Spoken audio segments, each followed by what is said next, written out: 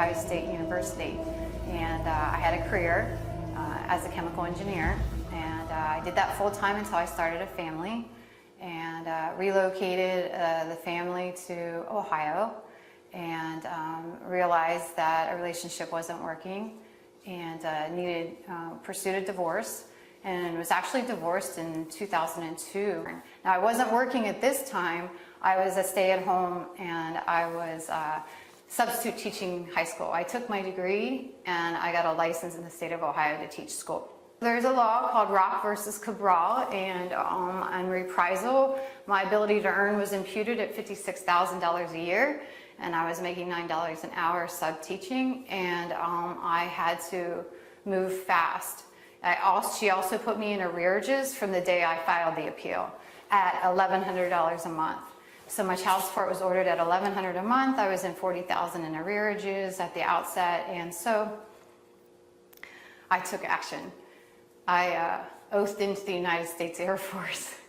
I got a commission as an officer in the United States Air Force. And that actually, a lieutenant only makes $22,000 a year at the time at that year. So it was due to the economy was really suffering. It wasn't that easy to get a chemical engineering job. After the divorce, I don't know, there's a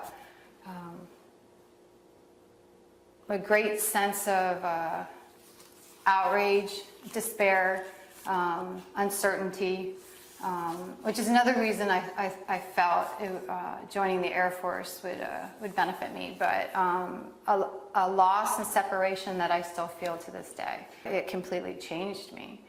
I lost, it's like a phantom energy. They say that if an amputee loses an appendage, they can still feel that appendage. Well, I lost a great deal of my identity.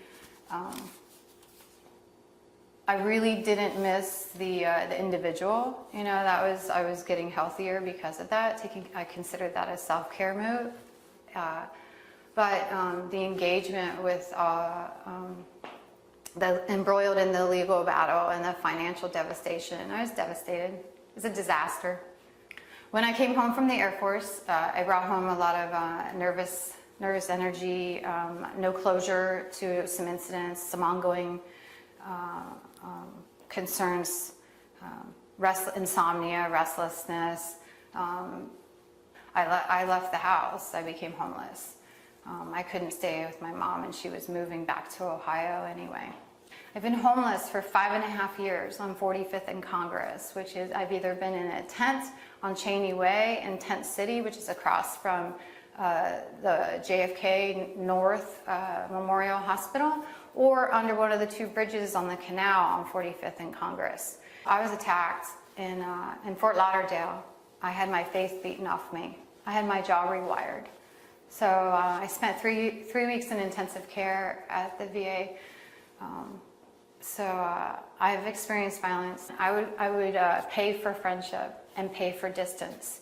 So I would, any type of money I had, if I had a government check, you know, coming from the last attempt at attending university on the GI Bill, that was always sparse. I would start and then stop, start, stop. So I'd have a check so I could pay someone for protection. And that's what I did. And then, you know, once my reputation got pretty decent, I also would use charity. I would provide food and clothing and do homeless people's laundry. So when I got this wonderful GI issued sleeping bag, I was a target. I was a target for it because everybody, you know, got stolen, but I certainly wasn't going to stand up and fight for a sleeping bag. And when really, you know, I was really seeking transitional housing.